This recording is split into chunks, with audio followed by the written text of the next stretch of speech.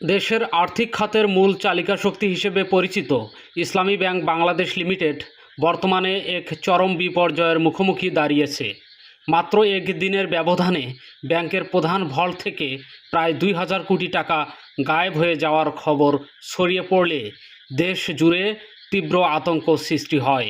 এর পরপরই দেশের ব্যাংকিং ইতিহাসে এক নজিরবিহীন সংকটের সূচনা ঘটে। অবিশ্বাস্য মনে হলেও বাস্তবে যে মাত্র কয়েকদিনের মধ্যে প্রায় ১১,০০০ আমানতকারী এই ব্যাংক থেকে নিজের অ্যাকাউন্ট চিরতরে বন্ধ করে দিয়েছেন। ব্যাংকের শাখাগুলোতে এখন কেবলই আতঙ্কিত গ্রাহকদের উছড়ে পড়া ভিড়, যাদের চোখে মুখে নিজেদের বহু কষ্টের জমানো অর্থ হারানোর স্পষ্ট ভয়। বিগত এক মাসে এই ভীত গ্রাহকেরা ব্যাংকটি থেকে প্রায় ৪,০০০ কোটি টাকা তুলে নিয়েছেন।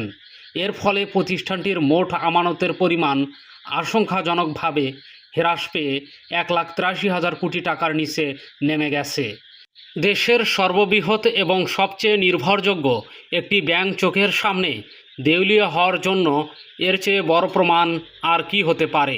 এত বড় বিপর্যয় ঘটার পরেও ব্যাংকের সদ্য নিযুক্ত চেয়ারম্যান খুরশিদ আলম এক অদৃশ্য ও অশুভ শক্তির প্রভাবে অত্যন্ত নির্লজ্জভাবে নিজের পথ আঁকড়ে ধরে আছেন। গ্রাহকদের আর্তনাদ শূন্য হতে চলা তহবিল কিংবা রাজপথের গণবিক্ষোভ কোনো কিছুই তাকে স্পর্শ করছে না। একটি আর্থিক প্রতিষ্ঠানকে সম্পূর্ণ লুটে নেওয়ার জন্য একটি চক্র কতটা মরিয়া ও বেহায়াপনা প্রদর্শন করতে পারে তার জ্বলজ্বন্ত উদাহরণ হলো এই পথ ধরে রাখার জেদ। সবচেয়ে আশঙ্কাজনক ও বিস্ময়কর বিষয় হলো বর্তমান ক্ষমতাসীন বিএনপি সরকার দেশের অর্থনীতির এই চরম সংকটজনক অবস্থা জানা সত্ত্বেও তাদের আত্মঘাতী অবস্থান থেকে এক চুলও সরছে না। এমন এক শ্বাসরুদ্ধকর ও জটিল পরিস্থিতিতে এবার সরাসরি রাজপথে গণ আন্দোলনে নামার চূড়ান্ত হুঁশিয়ারি দিয়েছে ইসলামী ছাত্র শিবির। সংগঠনের কেন্দ্রীয় সভাপতি নুরুল ইসলাম সাদ্দাম অত্যন্ত কঠোর, স্পষ্ট ও বিস্ফোরক ভাষায় সামাজিক যোগাযোগ মাধ্যমে একটি বার্তা দিয়েছে, যা সরকারের শীর্ষ নীতি নির্ধারকদের রাতের ঘুম হারাম করার জন্য যথেষ্ট। তিনি লিখেছেন, ব্যাংক ডাকাত ও ফ্যাসিবাদের সহযোগী এস আলমের হাতে যদি ইসলামী ব্যাংকের নিয়ন্ত্রণ তুলে দেয়া হয়, তবে ২ কোটি গ্রাহকের গচ্ছিত আমানতও ফিরিয়ে দিতে হবে। আর জনগণের আমানত রক্ষা করতে না পারলে সরকারের ক্ষমতা টিকবে কিনা তা নিয়েও ভাবার সময় এসেছে। সাদ্দামের এই বক্তব্য কেবল একটি সাধারণ রাজনৈতিক হুঙ্কার নয়, এটি মূলত এক আসন্ন গণবিস্ফোরণ ও তীব্র বিদ্রোহের পূর্বাভাস। তিনি অত্যন্ত জোরালো ভাষায় অভিযোগ করেছেন যে সরকারের কিছু মন্ত্রী এস আলমের অবৈধ কালো টাকার সুবিধা নিয়ে রাজনীতি করতে গিয়ে পুরো দেশের অর্থনীতিকে এক অনিবার্য ধ্বংসের দিকে ঠেলে দিচ্ছেন। রাজনৈতিক অঙ্গনে কান পাতলেই এখন এই গভীর চক্রান্তের গুঞ্জন শোনা যাচ্ছে। বর্তমান শাসক দলের অনেক শীর্ষ নেতা ও নীতি নির্ধারক নিজেরাই বিভিন্ন প্রচলিত বা সুদী ব্যাংকের মালিকানার সাথে জড়িত। দেশের এই সুবিশাল ইসলামিক ব্যাংকিং ব্যবস্থার প্রতি তাদের দীর্ঘদিনের এক ধরনের গোপন আক্রোশ ছিল।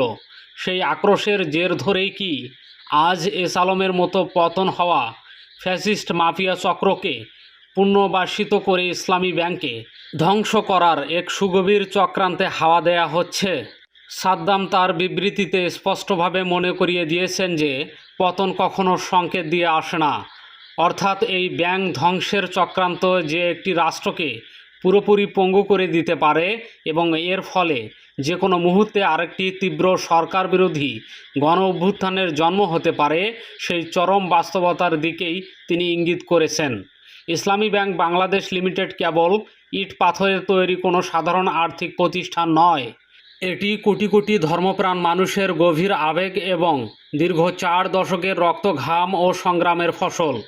একদম শূন্য থেকে যাত্রা শুরু করে এই ব্যাংকটি এদেশের সাধারণ মানুষের আস্থার প্রতীকে পরিণত হয়েছিল। বহু মানুষের ক্ষুদ্র ক্ষুদ্র সঞ্চয়, অক্লান্ত পরিশ্রম আর নির্ঘুম রাতের বিনিময়ে এই প্রতিষ্ঠানটি বিশ্ব দরবারে অন্যতম শ্রেষ্ঠ ইসলামী ব্যাংক হিসেবে মাথা উঁচু করে দাঁড়িয়েছিল। এর উদ্যোক্তা পরিচালনা পর্ষদ থেকে শুরু করে সাধারণ কর্মকর্তা কর্মচারীদের সততা, নিষ্ঠা ও দরদমাখা শ্রমের মূল্যায়ন কোনো সাধারণ সমীকরণ বা ক্যালকুলেটরে দিয়ে করা সম্ভব নয়। বাংলাদেশের শরিয়া ভিত্তিক ব্যাংকিং ধারার এই অগ্রদূতের হাত ধরেই দেশে আজ এক বিশাল ইসলামী অর্থনৈতিক বিপ্লব সম্পন্ন হয়েছে। এই ব্যাংকের সাফল্যর পথ ধরেই দেশে বর্তমানে আরও 10টি পূর্ণাঙ্গ ইসলামী ব্যাংক প্রতিষ্ঠিত হয়েছে। এছাড়া 16টি প্রচলিত ব্যাংক, 600 এর বেশি উইন্ডোর মাধ্যমে এবং 15টি প্রচলিত ব্যাংক তাদের 30টি বিশেষায়িত শাখার সাহায্যে শরিয়া ভিত্তিক সেবা প্রদানে বাধ্য হয়েছে। এই সুবিশাল অর্থনৈতিক জাগরণ সেকুলারপন্থী এবং সুদী ব্যাংকের মালিকদের চোখে সবসময়ই বিস্ফোরার মতো খটকা তৈরি করেছে। সেকুলারপন্থী ইসলামী ব্যাংকিংয়ের এই অগ্রযাত্রাকে রুখে দেওয়ার জন্য ইসলামী ব্যাংক বাংলাদেশ সহ অন্যান্য ইসলামী ব্যাংকগুলো জোরপূর্বক দখল এবং সেখান থেকে অর্থ পাচার ও লুটপাটের এক ভয়ঙ্কর খেলায় মেতে উঠেছিল বিগত স্বৈরাচারী শেখ হাসিনা সরকারের আমলে। এই ব্যাংকের ওপর প্রথম সবচেয়ে বড় আঘাতটি আসে হাসিনা গ্যাংদের সরাসরি প্রশ্রয় ও ছত্রছায়ায়। এসালম সিন্ডিকেট আক্ষরিক অর্থেই তখন ব্যাংক ডাকাতদের ভূমিকা পালন করেছিল। 5ই আগস্ট রক্তক্ষয়ী ছাত্র জনতার অভ্যুত্থানের পর ডক্টর ইউনূসের নেতৃত্বাধীন অন্তর্বর্তীকালীন সরকারের আমলে যখন এই লুণ্ঠিত ব্যাংকটি ধ্বংসস্তূপ থেকে ধীরে ধীরে ঘুরে দাঁড়াতে শুরু করেছিল এবং সাধারণ মানুষের বিশ্বাস পুনরায় ফিরে আসছিল, ঠিক তখনই ঘটল এই চরম ট্র্যাজেডি। অত্যন্ত দুঃখের বিষয় হলো হাসিনার পরবর্তী এই নতুন সরকার সেই এসালমের প্রেতাত্মাদেরই আবার নতুন পোশাকে নতুন চেয়ারম্যানের রূপ দিয়ে ইসলামী ব্যাংকের ওপর বসিয়ে দিয়েছে এবং একে ধ্বংস করার এক চূড়ান্ত ষড়যন্ত্রে মেতে উঠেছে। জাতীয়তাবাদী এই সরকারের কাছে আজ সাধারণ জনগণ এই ইসলামী ব্যাংকিংয়ের সাথে জড়িত কোটি কোটি গ্রাহকদের একটি বড় প্রশ্ন, এই ব্যাংকটিকে ধ্বংস করে আপনাদের রাজনৈতিক বা ব্যক্তিগত লাভটা আসলে কোথায়? ক্ষমতার মোহে অন্ধ হয়ে আপনারা কি ভুলে গেছেন যে এই ব্যাংক ধ্বংস হওয়া মানে দেশের পুরো ইসলামী ব্যাংকিং খাত ধ্বংস হয়ে পড়া, আর ইসলামী ব্যাংকিং খাত ধ্বংস হওয়া মানে পুরো দেশের অর্থনীতি তাসের ঘরের মতো ভেঙে পড়া।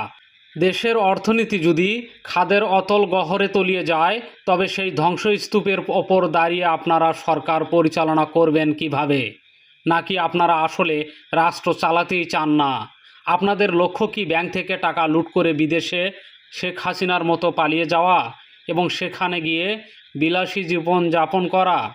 শিবিরের প্রথম কেন্দ্রীয় সভাপতি শহীদ মীর কাসেম আলী সহ আরও অনেক ত্যাগী ও দূরদর্শী মানুষের হাতে গড়া এই ব্যাংক রক্ষায় এবার জামাতে ইসলামীর চেয়েও ছাত্র শিবির অনেক বেশি কঠোর, আপোষহীন এবং কার্যকর পদক্ষেপ গ্রহণ করতে যাচ্ছে বলে রাজনৈতিক বিশ্লেষকরা মনে করছেন।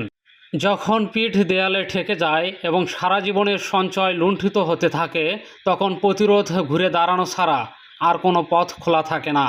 একদিকে হাজার হাজার অ্যাকাউন্ট বন্ধ হয়ে যাওয়ার নীরব মহামারী, অন্যদিকে রাজপথে ধেয়ে আসা এক ভয়ঙ্কর গণ আন্দোলনের পদধ্বনি। খুরশিদ আলমের মতো অবৈধ দখলদারদের ঢাল হিসেবে রক্ষা করতে গিয়ে সরকার কি নিজেদের রাজনীতিক কফিনের শেষ প্যারাকটি ঠুকে দিচ্ছে? একদিকে 2000 কোটি টাকা উত্তোলনের ধাক্কা হয়তো কোনো মতো সামলে দেওয়া সম্ভব, কিন্তু 2 কোটি গ্রাহকের আস্থার পতন ঘটলে সেই সুনামি ঠেকানোর ক্ষমতা কোনো বন্দুকের নলের থাকে না।